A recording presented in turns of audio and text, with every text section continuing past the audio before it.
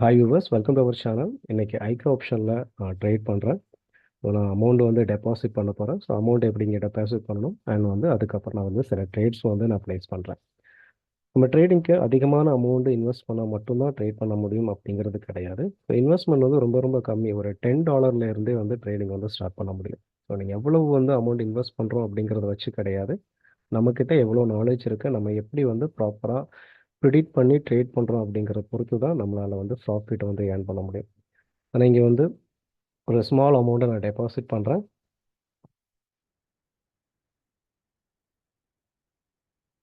$50 நான் இங்கே டெபாசிட் பண்ணுறேன்.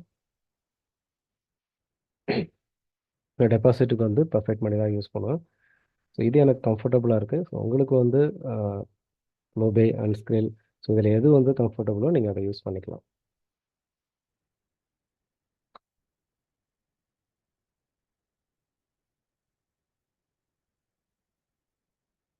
டெபாசிட் பண்ணும்போது நீங்கள் என்ன அக்கௌண்ட் யூஸ் பண்ணி டெபாசிட் பண்ணுறீங்களோ அதே போல் தான் விட்ரா பண்ணும்போதும் அதே அக்கௌண்ட்டில் விட்ரா போடுங்க. அப்போ தான் விட்ரா ப்ராப்ளம்ஸ் வந்து வராது. நான் இங்கே இப்போ வந்து $50 வந்து இன்வெஸ்ட் பண்ணியிருக்கேன். ஸோ பெர்ஃபெக்ட் மணியில் நான் விட்ரா போடும்போது அதே பெர்ஃபெக்ட் மணியில் தான் நான் விட்ராவும் போடுவேன். விட்ரா பண்ணும்போது என்னோட கேபிட்டல் ப்ளஸ் நான் இப்போ எடுக்கக்கூடிய ட்ரேடோட ப்ராஃபிட் சேர்த்து தான் நான் விட்ராவில் வந்து போட போகிறேன். எப்போவுமே நீங்கள் ட்ரேட் பண்ணும்போது உங்களுடைய கேபிட்டல் எவ்வளவோ அதிலே இருந்து 10% அமௌண்ட் மட்டும் இன்வெஸ்ட் பண்ணுங்கள். அதிகமான அமௌண்ட்டை இன்வெஸ்ட் பண்ணாதீங்க. இப்போ $50 இருக்குது அப்படின்னா அதோட 10% ஒரு $5 மட்டும் நீங்கள் வந்து இங்கே என்ட்ரி பண்ணி நீங்கள் ட்ரேடு ப்ளேஸ் பண்ணுங்கள். அதுக்கு அதிகமாக அமௌண்ட்டை வச்சு பண்ணாதீங்க. அப்போ லாஸ் ஆகிறதுக்கு சான்சஸ் இருக்கும். அட்லீஸ்ட் ஒரு 10 ட்ரேடாவது போடுற மாதிரி இருக்கணும். நான் இங்கே 50% அமௌண்ட் இன்வெஸ்ட் பண்ண போகிறேன். $25 வந்து இன்வெஸ்ட் பண்ண போகிறேன் பர் ட்ரேடுக்கு. பட் நீங்கள் அந்த மாதிரி பண்ணாதீங்க. ஓகே, நீங்கள் பொறுமையாக கம்மியான அமௌண்ட் வச்சு ட்ரேட் பண்ணுங்கள்.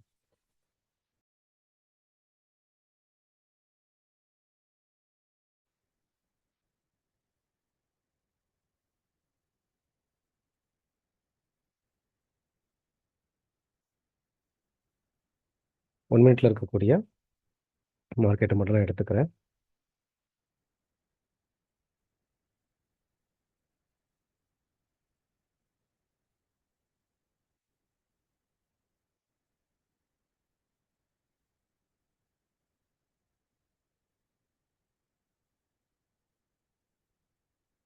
எப்போவுமே மார்க்கெட்டுக்கு வந்த உடனே ட்ரேட் பண்ணணும்னு நினைக்காதீங்க. ஃபஸ்ட்டு மார்க்கெட் எப்படி மூவ் ஆகிட்டுருக்கு, என்ன லெவலில் எல்லாம் பிரேக் அவுட் பண்ணி மார்க்கெட் எப்படி வந்து ஃபார்ம் ஆகிட்டுருக்குங்கிறத கொஞ்சம் அனலைஸ் பண்ணணும். ஸோ இந்த மார்க்கெட் வந்து டீப்பான ஒரு டவுன் ட்ரெண்ட் வந்து போயிட்டுருக்கு.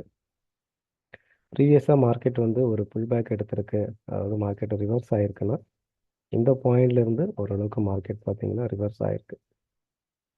ஸோ இங்கே ரிவர்ஸ் ஆகிருக்கு அண்ட் அதே லெவல் எகெயின் பிரேக் அவுட் பண்ணும்போது பயர்ஸ் வந்திருக்காங்க. பட் இருந்தாலும் பையரால் மார்க்கெட்டை வந்து மேலே கொண்டு போக முடியலை.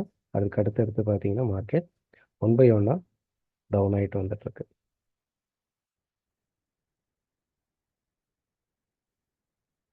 இங்கே பார்த்தீங்கன்னா பயர்ஸ் ரிஜெக்ஷன்ஸ் கொடுத்துருக்காங்க. அதுக்கப்புறம் ரிஜெக்ஷன்ஸ் கொடுத்து ரிவர்சல் நடந்திருக்கு. ஒரு மூமெண்டம் இங்கே கிரியேட் ஆகிருக்கு. அதுக்கப்புறம் மார்க்கெட் இப்போ இந்த லெவலில் பிரேக் அவுட் பண்ணியிருக்கு. ஸோ இந்த லெவலில் பார்த்தீங்கன்னா ஒரு கேண்டில்ஸ் வந்து பார்த்தீங்கன்னா ஒரு பையர் கேண்டில் இங்கே ஃபார்ம் ஆகிருக்கு. அதுக்கப்புறம் அதோட கான்ஃபிடென்ட்டுக்காக அடுத்த கேண்டில் வந்து வந்திருந்தாலும் பையரால் கண்டினியூ பண்ண முடியல. எகைன் செல்லர் தான் வந்து டாமினேட் பண்ணிட்டு இருக்கா மார்க்கெட்டில்.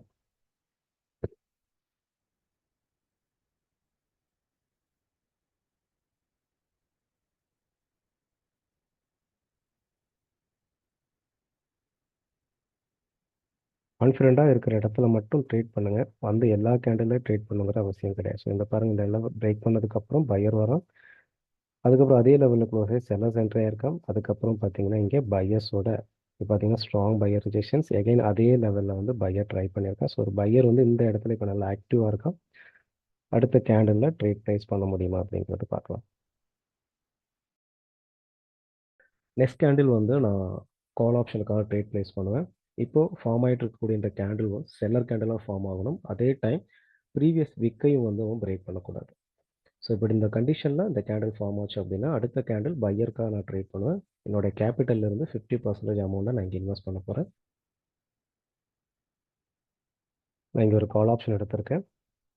ஸோ நான் இங்கே ஒரு பையர் கேண்டிலாக நான் எக்ஸ்பெக்ட் பண்ணுறேன். ஏன்னா ப்ரீவியஸாக வந்து நான் சொன்னபடி ப்ரிடிக்ஷன் படி பார்த்தீங்கன்னா மார்க்கெட்டில் இந்த லெவல்லேருந்து பையர்ஸ் பார்த்தீங்கன்னா ஸ்ட்ராங்காக ஃபைட் பண்ணி அவங்க கண்டினியூ பண்ணியிருந்தாலும் அகைன் செல்லர்ஸ் வந்து செல்லிங் ப்ரெஷரில் அந்த லெவலில் பிரேக் அவுட் பண்ணுறான். After break out buyer entry ஆகுது. அதுக்கப்புறம் அதே லெவல்லேருந்து செல்லர் கண்டினியூ பண்ணுறான். பட் ப்ரீவியஸ் செல்லரோட மொமெண்டத்துக்கும் இந்த ஏரியாவை பிரேக் பண்ணதுக்கப்புறம் அந்த செல்லர்ஸோட மொமெண்டத்துக்கும் நிறைய டிஃப்ரென்ஸ் இருக்குது. இந்த இடத்துல வந்து பார்த்தீங்கன்னா ஸ்ட்ராங்காக பையர் ரிஜெக்ஷன்ஸ் கொடுத்து அதுக்கப்புறம் மேலே போகும்போது இந்த லெவலை பிரேக் பண்ணணும்னு நினைக்கும் போது சேம் லெவலில் இருந்து பார்த்தீங்கன்னா செல்லர்ஸ் வந்து என்ட்ரி ஆகுறாங்க. அதுக்கப்புறம் ஒரு மொமெண்டம் கிரியேட் ஆகுது. பட் எல்லா இடத்துல இங்கே பார்த்தீங்கன்னா ப்ரீவியஸ் லெவலை இவன் பிரேக் பண்ணுறான். அதுலேயே லெவல் இருக்குது. அடுத்தது பார்த்தீங்கன்னா அதே பையர்ஸ் என்ட்ரியை இந்த கேண்டிலால் பிரேக் பண்ண முடியல. பட் இதோட கான்ஃபிடென்ட் இருக்கிறதுனால ஸோ இந்த கேண்டில் மேபி செல்லர்ஸ் வரலாம் அப்படிங்கிறதுக்காக வெயிட் பண்ணேன். ஸோ செல்லர்ஸ் வந்ததுக்கப்புறம் இந்த கேண்டில் நான் கால் ஆப்ஷன் கொடுத்துருக்கேன். ஸோ ஐடிஎம் என்னோட ப்ரிடிக்ஷனில் எனக்கு கான்ஃபிடன்ஸ் இருந்ததுனால தான் என்னோட கேபிட்டல்ல இருந்து 50% அமௌண்ட் இன்வெஸ்ட் பண்ணி நான் இங்கே ட்ரேட் பண்ணியிருக்கேன். ப்ரிடிக்ஷன் ரொம்ப முக்கியம். நம்ம எந்த அளவுக்கு ப்ரிடிக்ட் பண்ணுறோம், ஸ்ட்ராங்காக ப்ரிடிக்ஷன் பண்ணுறோம், நம்மளோட ப்ரிடிக்ஷன் கரெக்டாக இருக்குன்னா நம்ம வந்து அமௌண்ட் வந்து நீங்கள் ஸ்மால் அமௌண்ட் வச்சுமே வந்து அதிகமான அமௌண்ட்டை க்ரோத் பண்ணலாம். ஓகே, அனலைசஸ் ரொம்ப முக்கியம். நம்ம மார்க்கெட்டை எப்படி அனலைஸ் பண்ணுறோங்கிறத வச்சு தான் இருக்குது.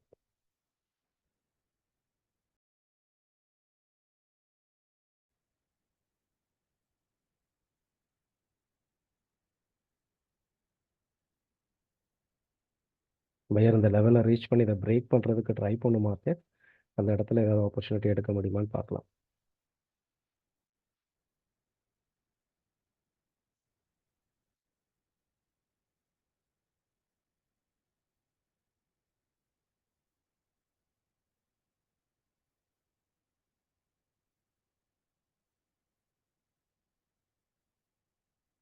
இப்போ மார்க்கெட் இந்த இடத்துல பார்த்தீங்கன்னா ஒரு ஸ்ட்ரகிள் நடந்திருக்கு. இந்த இடத்துல மார்க்கெட் டவுன் கொண்டு போக ட்ரை பண்ணியிருக்கான். பட் இந்த இடத்துலேருந்து பார்த்தீங்கன்னா market double bottom pattern form பண்ணி மார்க்கெட் அப்பு போயிருக்கு. ஸோ அப்பு போனதுக்கப்புறம் இந்த லெவல்ஸ் வரைக்கும் மார்க்கெட் வந்து போயிருக்கு.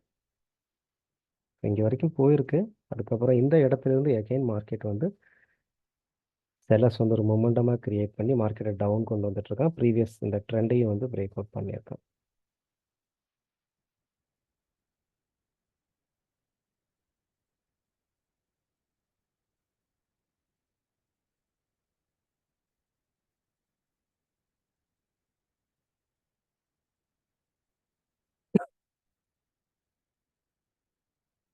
இந்த சேனலும் பிரேக் அவுட் ஆயிருக்கு.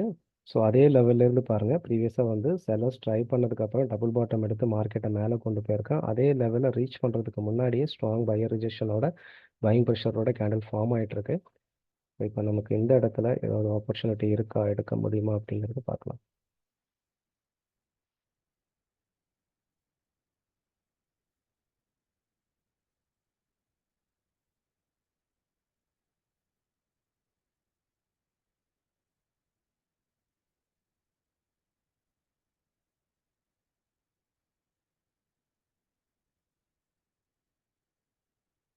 ரீசெண்டாக செல்லர் ஸ்ட்ராங்காக இந்த ஏரியாவிலேருந்து ட்ரை பண்ணியிருக்கான். மார்க்கெட்டை டவுன் கொண்டு போகிறதுக்கு அண்ட் லெஃப்ட் சைட்லேயும் பார்த்தீங்கன்னா பக்கத்துலேயே வந்து இன்னொரு லெவல்ஸும் இருக்குது. இந்த லெவல் நார்மல் லெவல் கிடையாது. இங்கே வந்து பார்த்தீங்கன்னா தெரியுது செல்லர்ஸ் வந்து மார்க்கெட் டவுன் கொண்டு போக டபுள் டாப் எடுத்து ஃபைட் பண்ணால் மார்க்கெட் மறுபடியும் மேலே வருது. மறுபடியும் அதே ஏரியாவிலேருந்து செல்லர்ஸ் ஸ்ட்ராங்கான ரிஜெக்ஷன்ஸ் கொடுத்து மார்க்கெட்டை கீழே கொண்டு போகிறான். பட் ப்ரீவியஸ் லெவலில் செல்லர்ஸ் இந்த இடத்துல செல்லர்ஸ் போனோன்னா அதே எந்த இடத்துல மார்க்கெட் புஷ் இடத்துல பவுன்ஸ் பேக் ஆகிருக்கும் அந்த லெவல் போனோன்னா திருப்பியும் பையஸ் தான் என்ட்ரி ஆகிறோம். ஸோ இப்போ இந்த இடத்துல ஸ்ட்ராங்கான ஃபைட்ஸ் நடந்துட்டு இருக்க மார்க்கெட்டை இந்த லெவலை பிரேக் பண்ணுறதுக்கு பையோ ட்ரை பண்ணுறானா அப்படிங்கிறத பார்க்கலாம். இதே லெவல்ல இருந்து பாருங்கள், செல்லர்ஸ் வந்து ஸ்ட்ராங் ரிஜெக்ஷன்ஸ் கொடுத்து என்ட்ரி ஆகிட்டு இருக்கான்.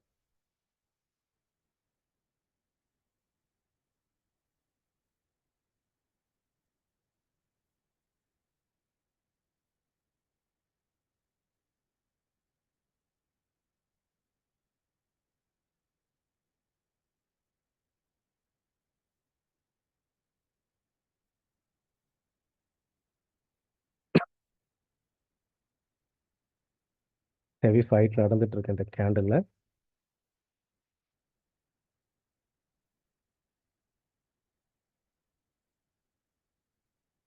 கொஞ்சம் மார்ஜினல் சேஃப்டி கிடைச்சா நான் வந்து கால் ஆப்ஷன் போவேன். பையர்ஸ் இங்கே வந்து மேபி இந்த லெவலை பிரேக் பண்ணுறதுக்கு மேலே போகலாம். ஏன்னா செல்லர்ஸ் வந்து ட்ரை பண்ணாலும் வந்து ஸ்ட்ராங்கான பையர் ரிஜெக்ஷன்ஸ் நான் பார்க்குறேன். ஸோ இன்னும் கீழே வரணும்.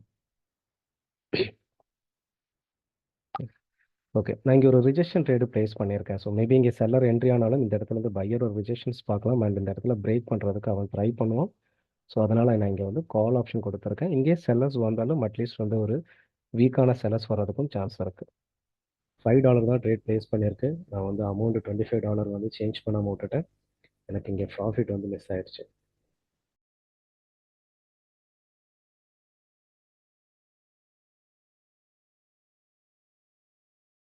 சும்மா வெறும் லெவலை வச்சு மட்டும் வந்து லெவலில் க்ளோஸ் ஆகிருக்கான் அப்படிங்கிறத வச்செல்லாம் ட்ரேட் பண்ணிகிட்டே இருந்தோம் அப்படின்னா ஒரு ப்ராஃபிட்டபிள் ட்ரேடர் ஆகுறது கஷ்டமான விஷயம் தான். ஓகே, ஸோ மார்க்கெட்டில் நம்ம என்ன பண்ணணும், கரெக்டாக வந்து அந்த மார்க்கெட்டை அண்டர்ஸ்டாண்ட் பண்ணிக்கணும். அப்போ தான் வந்து நம்மளால் ப்ராப்பராக வந்து ட்ரேட் பண்ண முடியும்.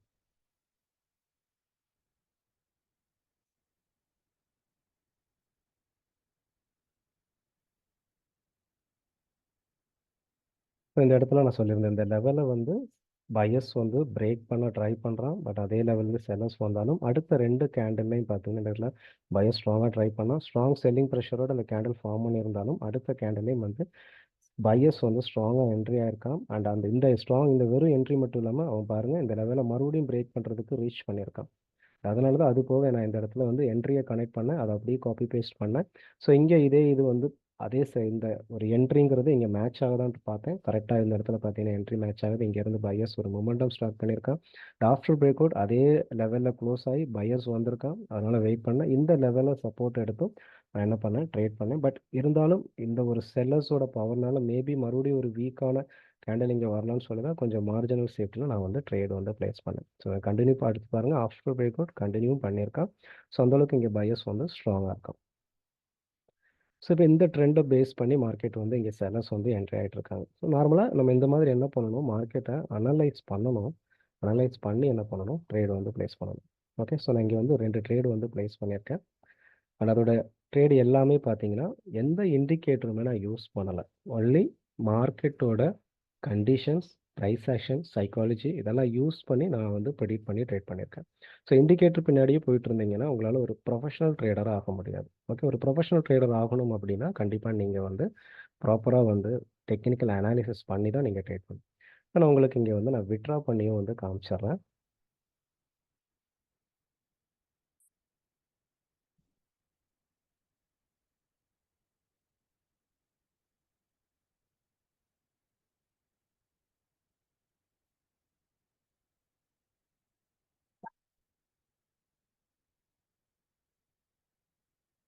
ஸோ ப்ரொஃபிட் மணி சூஸ் பண்ணியிருக்கேன். இதில் எனக்கு வந்து விட்ரா பார்த்தீங்க அப்படின்னா அக்கௌண்ட் பேலன்ஸ் வந்து $75 இருக்குது. எனக்கு சேம் அமௌண்ட் வந்து விட்ரா பண்ணிடலாம்.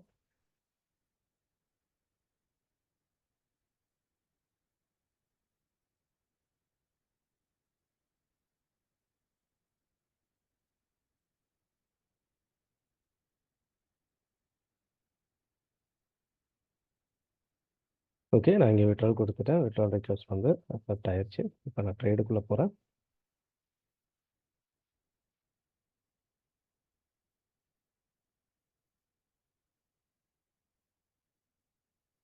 என்னோடய அமௌண்ட் வந்து இங்கே டெபிட் ஆயிடுச்சு. ஸோ இதில் வந்து பார்த்தீங்கன்னா மேக்ஸிமம் 1 or 2 ஹவர்ஸில் வந்து எனக்கு வந்து இந்த அமௌண்ட் வந்து கிரெடிட் ஆகிடும். ஸோ நீங்கள் ட்ரேட் பண்ணும்போது ப்ராப்பராக வந்து இந்த மாதிரி அனலைஸ் பண்ணி ட்ரேட் ப்ளேஸ் பண்ணுங்கள். உள்ள மார்க்கெட்டுக்குள்ளே வந்த உடனே நீங்கள் ஒரு ரிஜெக்ஷன்ஸ் மட்டும் பார்த்துட்டு இங்கே லெவல்ஸ் இருக்குது, அங்கே ரிஜெக்ஷன்ஸ் இருக்குது அப்படிலாம் நீங்கள் வந்து ட்ரேடு பண்ணாதீங்க. மெம்பர்ஷிப்பில் ஜாயின் பண்ணலன்னா ஜாயின் பண்ணிக்கோங்க. மெம்பர்ஷிப் பற்றின டீட்டெயில்ஸ், அந்த மெம்பர்ஷிப்பில் என்ன மாதிரி வீடியோஸ் வரும் அண்ட் வந்து அந்த மெம்பர்ஷிப்பில் எப்படி ஜாயின் பண்ணணும் அப்படிங்கிற ஃபுல் டீட்டெயில்டு வீடியோ லிங்க் வந்து டிஸ்கிரிப்ஷனில் கொடுத்துருக்கேன். நீங்கள் அந்த வீடியோ போய் பாருங்கள். மெம்பர்ஷிப் உங்களுக்கு யூஸ்ஃபுல்லாக இருக்கும்னு நினச்சிங்கன்னா நீங்கள் வந்து மெம்பர்ஷிப்பில் ஜாயின் பண்ணிக்கலாம். ஸோ அந்த மெம்பர்ஷிப்பில் எப்படி ஜாயின் பண்ணணும், என்ன டைப் மெம்பர்ஷிப்பெல்லாம் இருக்குங்கிறத கம்ப்ளீட் டீட்டெயில்ஸ் வந்து அந்த வீடியோஸில் இருக்குது. ஓகே, ஸோ நீங்கள் என்னோடய டெலிகிராம் சேனலில் ஜாயின் பண்ணலாம். டெலிகிராம் சேனலில் ஜாயின் பண்ணிக்கோங்க. நான் போடுற வீடியோஸோட அப்டேட்ஸ் வந்து உங்களுக்கு இமீடியட்டாக வந்து கிடைக்கும். ஓகே, தேங்க்ஸ் ஃபார் வாட்சிங். பாய்.